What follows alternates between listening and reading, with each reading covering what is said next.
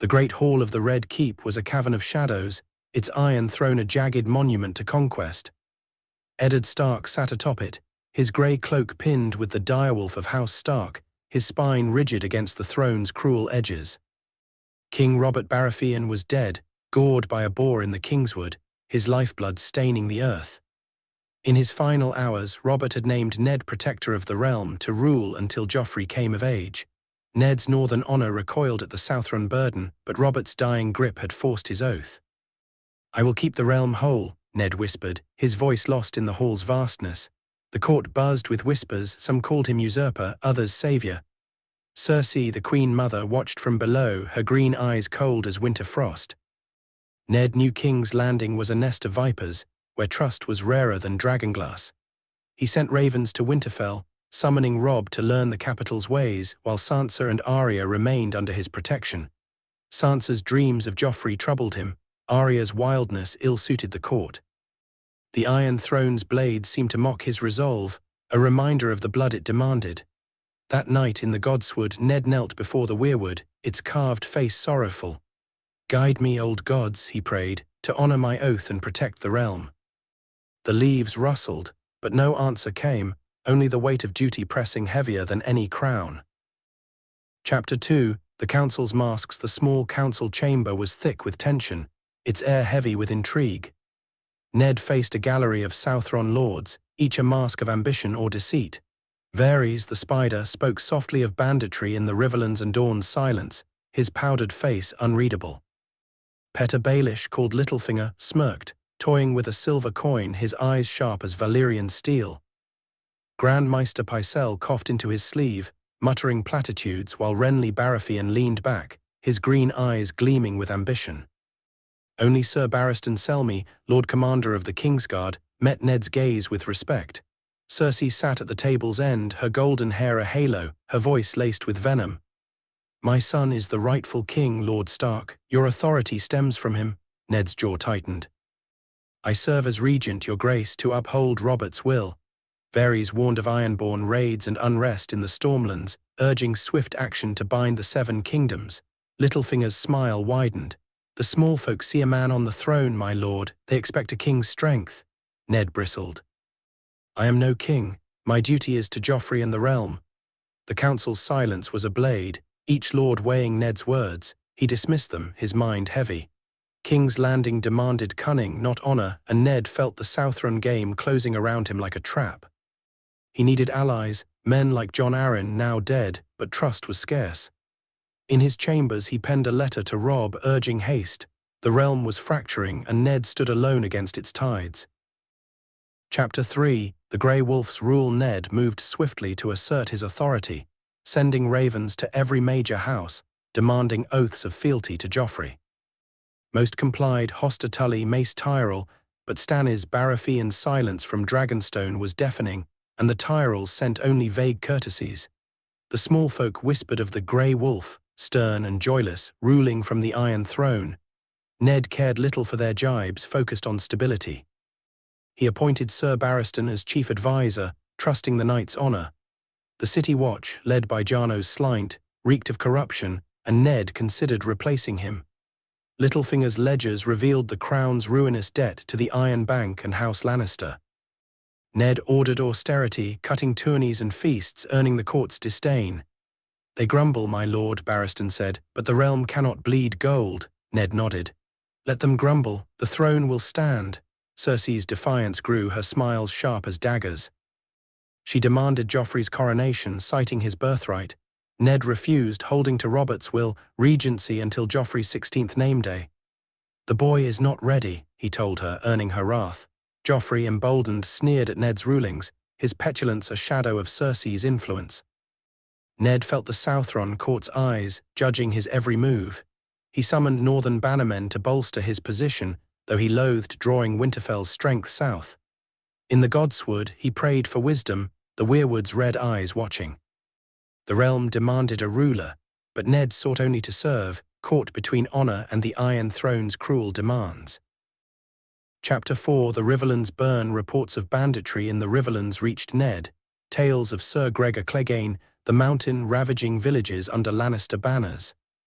Tywin's hand was clear, a challenge to Ned's authority.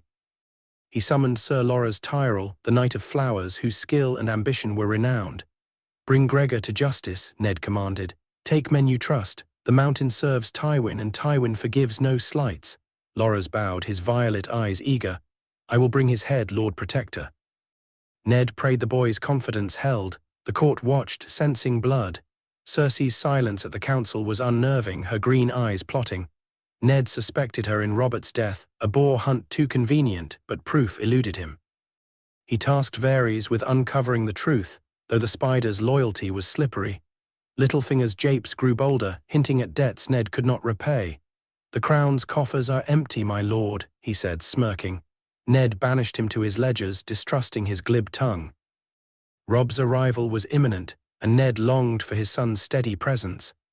Sansa wept nightly, torn between Joffrey's charm and Ned's warnings, while Arya vanished into the city, her sword needle a secret Ned allowed.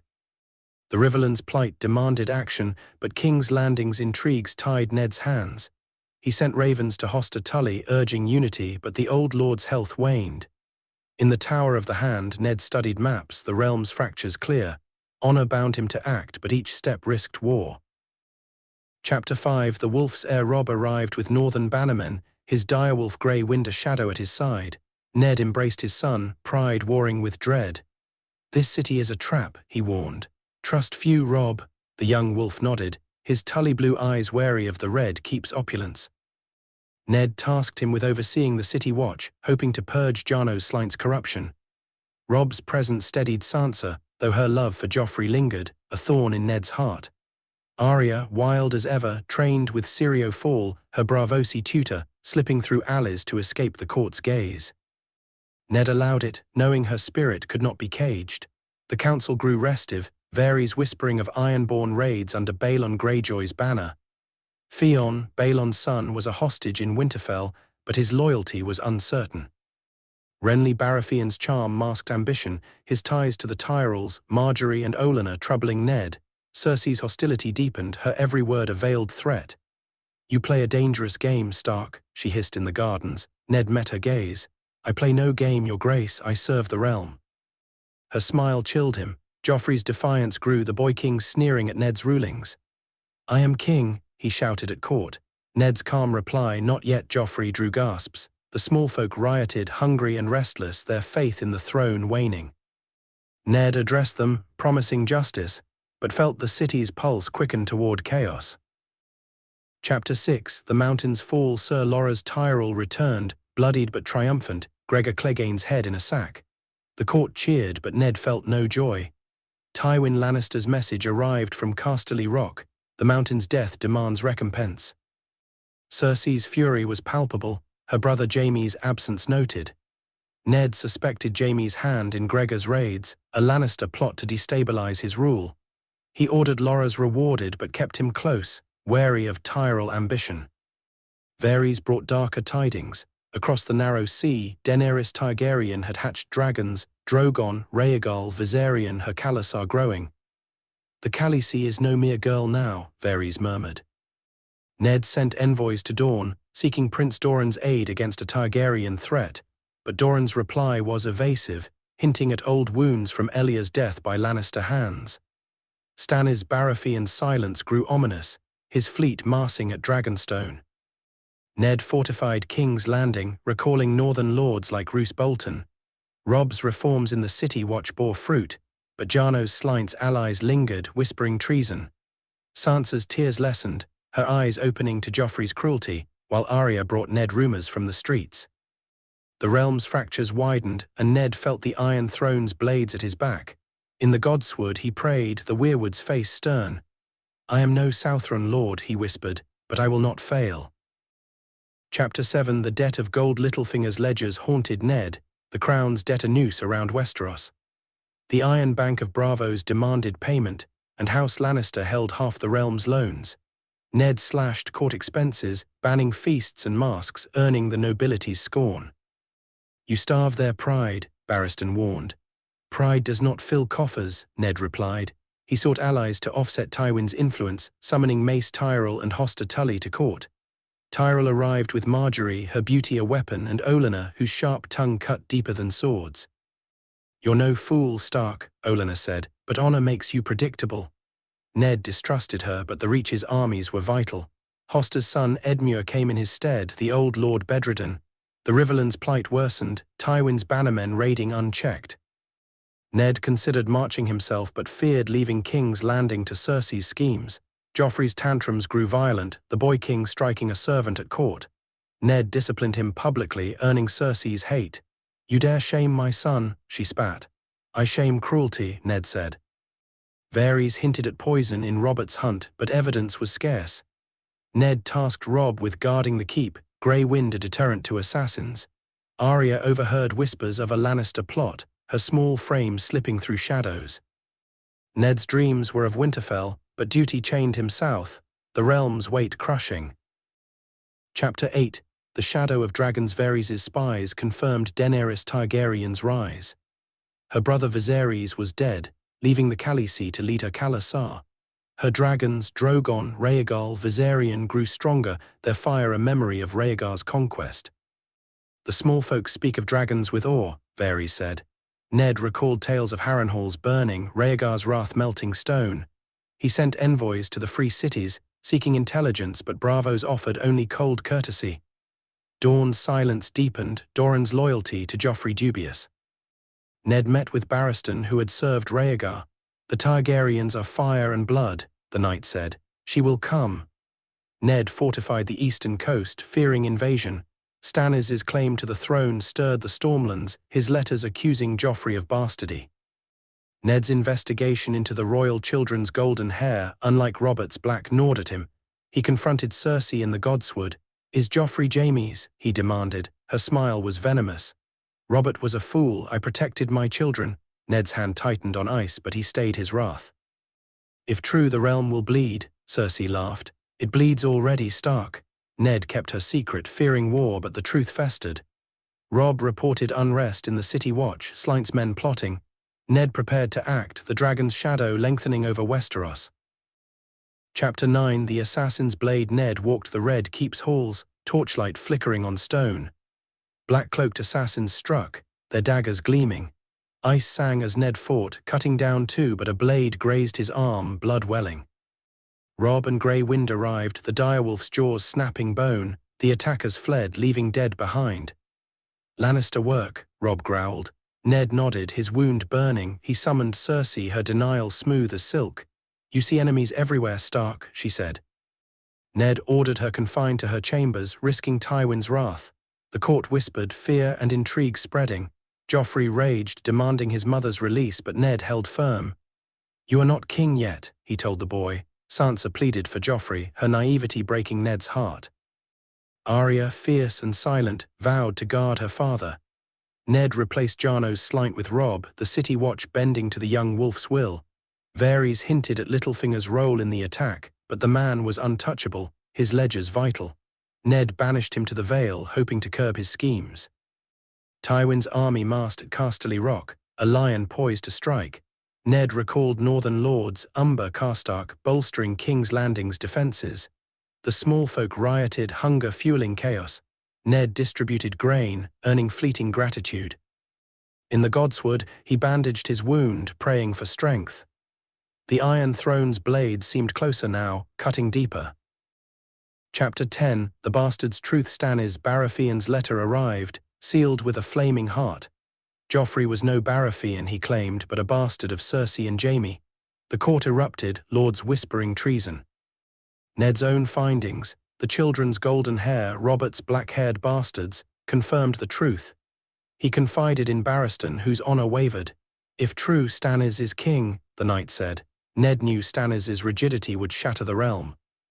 He chose silence, delaying succession to hold Westeros together. Cersei, confined, sent veiled threats through maids. Joffrey's cruelty grew, the boy king tormenting Tommen. Ned disciplined him, earning hate. Robb's City Watch uncovered a plot, Slynt's men planning a coup. Ned had them hanged, their bodies displayed as warning. The Tyrells, led by Margaery and Olenna, pledged loyalty, but Ned distrusted their honeyed words. Mace Tyrell's armies were a shield, yet their price was influence. Varys warned of Stannis' fleet sailing from Dragonstone, Renly raising banners with the Tyrells. The Riverlands smouldered, Tywin's raids unrelenting. Ned sent Edmure Tully with men to hold the Trident. Daenerys' dragons haunted his dreams, fire sweeping Westeros. He prayed in the godswood, the weirwood's eyes accusing. "I keep the realm," he whispered, but the truth of Joffrey's birth was a blade at his throat, honor and duty clashing. Chapter 11, the city's pulse. King's Landing pulsed with unrest, its streets a cauldron of fear. Ned addressed the small folk from the Red Keep steps, promising grain and justice. "I am no king," he said, "but I serve the realm." Some cheered, others jeered, hunger sharper than hope. Robb's city watch patrolled, grey wind a spectre of northern strength. Ned fortified the city, expecting Tywin's march. Cersei's imprisonment fueled Lannister loyalists, their whispers of rebellion growing. Joffrey's tantrums worsened, the boy king defying Ned at court. "I rule now," he shouted. Ned's calm rebuke, "Learn wisdom first," drew Cersei's glare. Sansa, seeing Joffrey's cruelty, grew distant, her dreams fading.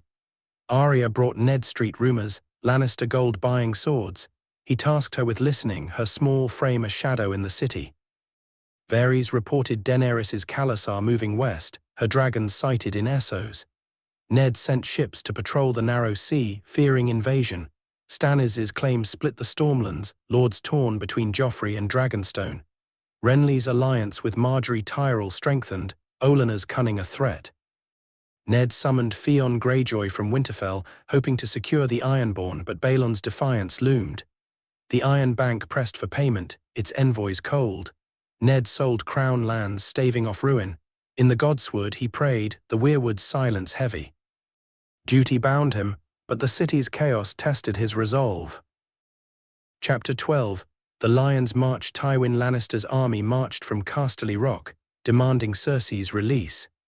Ned prepared for siege, fortifying King's Landing's walls.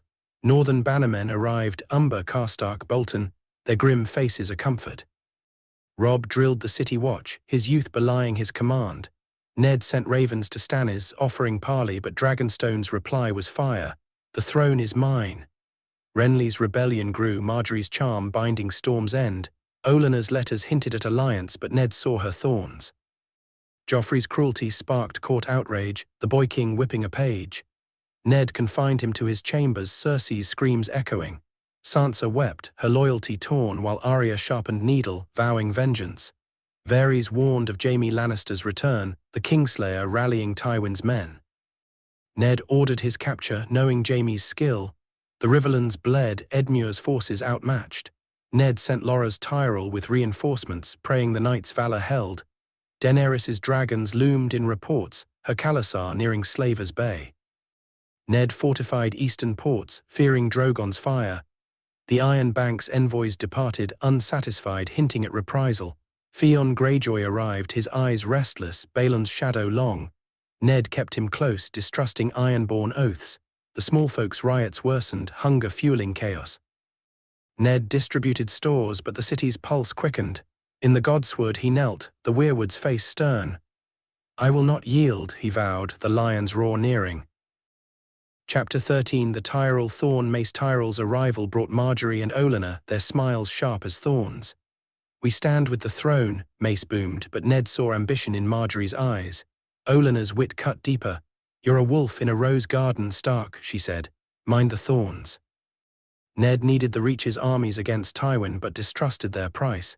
He hosted a feast, spare to avoid waste, where Margaery charmed the court, her gaze lingering on Robb. Sansa, jealous, clung to Ned, her dreams of Joffrey fading. Arya overheard Tyrell maids plotting, their words vague but troubling. Ned tasked her with spying, her skills growing. Joffrey, confined, sent spiteful notes, Cersei's influence clear. Ned considered deposing the boy but feared chaos. Stannis' fleet neared Blackwater Bay, his claims splitting lords. Renly's banners flew high, Margaery's kin bolstering him. Varys reported Jaime's capture in the Riverlands, but Tywin's army pressed closer. Ned sent Robb to parley with Edmure, grey wind at his side. The Iron Bank's silence grew ominous, its loans a noose. Theon's restlessness hinted at Balon's rebellion, the Ironborn eyeing the west. Daenerys' dragons were sighted off Pentos, her Khalasar swelling. Ned fortified the coast, praying for time. The small folks' faith waned, riots flaring. Ned walked the walls, the city's weight crushing. In the godswood he prayed, the weirwood's eyes cold. The Tyrells were allies, but their thorns pricked his honor. Chapter 14. The Kingslayer's chains. Jaime Lannister was dragged to the Red Keep, his golden armor tarnished, his smirk defiant. "You've no right to chain me, Stark," he spat. Ned faced him in the throne room, ice at his side. "You led Gregor's raids, confess and you may live." Jaime laughed. "Tywin will burn this city for me." Ned imprisoned him beside Cersei, risking war. The court whispered, some admiring Ned's boldness, others fearing Tywin's wrath. Joffrey screamed for Jaime's release, his tantrums shaking the keep. Sansa, seeing Jaime's cruelty, turned to Robb for comfort. Arya shadowed Jaime's guards, catching whispers of escape. Ned doubled their watch, trusting her instincts. Tywin's army camped at the Trident, Edmure's forces retreating. Lora's Tyrell held the line, his valor sung in taverns. Stannis' fleet blockaded Blackwater Bay, his letters demanding surrender. Renly marched north, Margaery's banners bright. Olenna hinted at betrothing Margaery to Robb, a trap Ned refused. "My son serves the realm, not ambition," he said. Varys reported Daenerys' Khalasar sacking Meereen, her dragons growing. Ned sent ships to patrol, fearing Drogon's wings. Theon's eyes gleamed at talk of war, Balon's influence clear. The Iron Bank's envoys returned, demanding gold. Ned sold more lands, the crown's wealth dwindling. The small folk rioted, stones thrown at guards. Ned prayed in the godswood, the weirwood's face grim. Jaime's chains clinked, but the lion's roar was louder. Chapter 15. The siege begins. Tywin's forces reached King's Landing, their golden banners a sea of menace. Ned manned the walls, Robb and Grey Wind at his side. Northern lords, Umber, Karstark, stood firm, their axes gleaming. The city watch, purged of Slynt's men, held the gates. Tywin sent a herald, "Free Cersei and Jaime, or the city burns." Ned refused, his voice iron. "I serve the realm, not lions." Catapults launched stones, shaking the Red Keep. Joffrey cowered, his bravado gone, while Cersei's silence was a blade. Sansa aided the wounded, her strength growing, and Arya slipped through tunnels, spying on Lannister camps. Lora's Tyrell arrived with reachmen, bolstering Ned's lines. Margaery tended soldiers, her beauty a balm, but Olenna's eyes were sharp. "Win this, Stark, or we're all thorns," she said. Stannis' fleet harried Tywin's supply lines, a reluctant ally. Renly's army neared, his Tyrell banners a threat. Varys whispered of Daenerys' dragons nearing Astapa, her Khalasar unstoppable. Ned sent ravens to Dawn, begging Doran's aid, but silence answered. Theon offered Ironborn ships, his loyalty dubious. Balon's raid struck the west, splitting Ned's focus. The Iron Bank's envoys watched, their patience thin. Small folk huddled in septs, praying for deliverance. Ned walked the battlements, ice heavy. In the godswood he knelt, the weirwood's eyes fierce. "I will not break," he vowed, as stones fell and the lion roared. Chapter 16. The Blackwater burns. Stannis' fleet struck at dawn, fire ships igniting Blackwater Bay. Tywin's supply lines burned, but his army held. Ned led from the walls, Robb commanding the gates. Grey Wind tore through scouts, a northern spectre. Lora's Tyrell's charge broke a Lannister flank, his lance a blur. Margaery tended the wounded, Olenna plotting beside her. Joffrey, confined, sent spiteful commands ignored by all. Cersei's maids hinted at escape, but Ned's guards held firm. Sansa's courage grew, her hands steady as she bandaged soldiers. Arya returned with Lannister plans, stolen from a captain's tent. Ned praised her, though fear gnawed at him. Renly's army camped south, refusing to aid Ned, Margaery's influence clear. Varys reported Daenerys' dragons torching Yunkai, her Khalasar swelling. Ned fortified ports, dreading Drogon's fire. Theon's Ironborn raided Lannister coasts, their loyalty fleeting. Balon's defiance grew, the Iron Islands stirring. The Iron Bank demanded gold, threatening to fund Tywin. Ned sold crown jewels, the throne's wealth gone. Small folk prayed, their faith in Ned waning. Tywin's catapults pounded the walls, dust choking the air. Ned rallied his men, ice a beacon. In the godswood he prayed, the weirwood's eyes burning. "Hold the realm," he whispered, as flames lit the bay and the siege tightened. Chapter 17. The Wolf's Gambit. Ned devised a desperate plan. a night sortie to break Tywin's siege.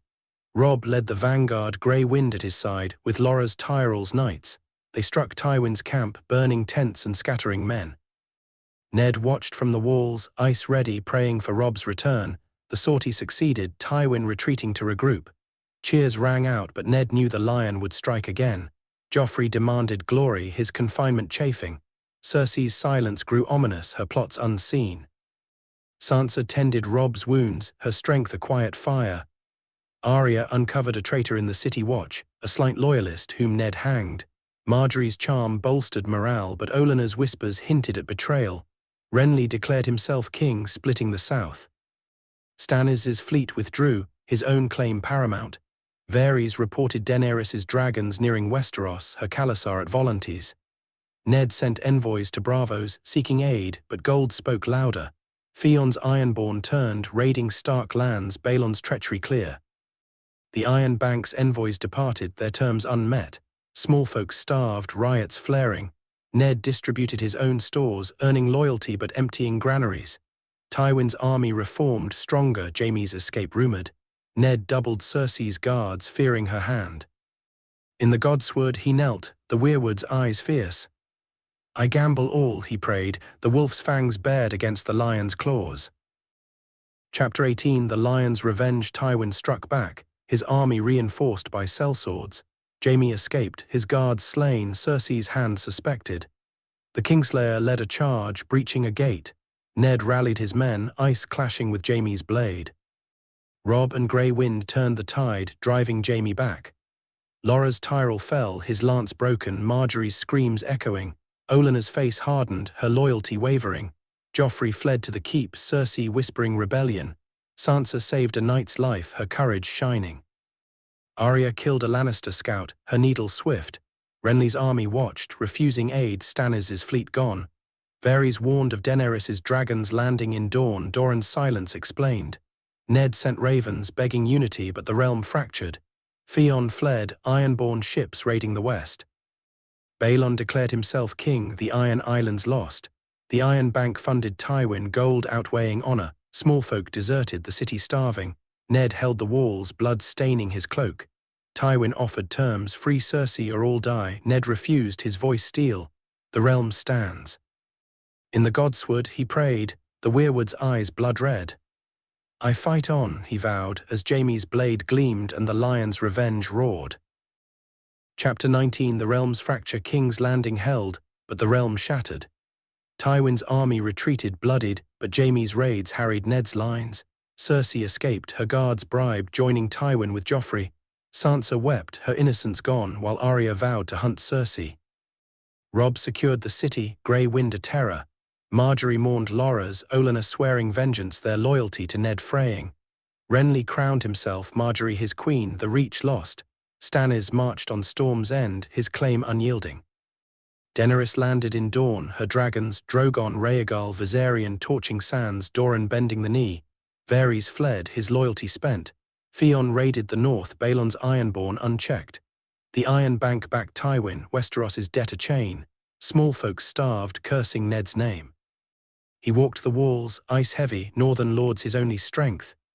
Edmure held the Riverlands, barely Tywin's men relentless. Ned sent Robb north to rally Winterfell, knowing war loomed. Sansa took up needlework, her hands steady, Arya her shadow. Ned declared Joffrey's claim void, naming no king, holding the throne as protector. The realm bled, lords choosing sides. In the godswood he knelt, the weirwood's eyes weeping. I held the realm, he whispered, honor his only shield against the coming storm. Chapter 20. The Grey Wolf's stand. Ned stood atop the Red Keep, the Iron Throne behind him, Westeros burning. Tywin's army regrouped, Cersei and Jaime at his side, Joffrey a puppet. Renly's banners flew in the Reach, Stannis' in the Stormlands. Daenerys marched north, her dragons a firestorm, Dawn her spear. Theon's Ironborn ravaged the north, Balon's crown a taunt.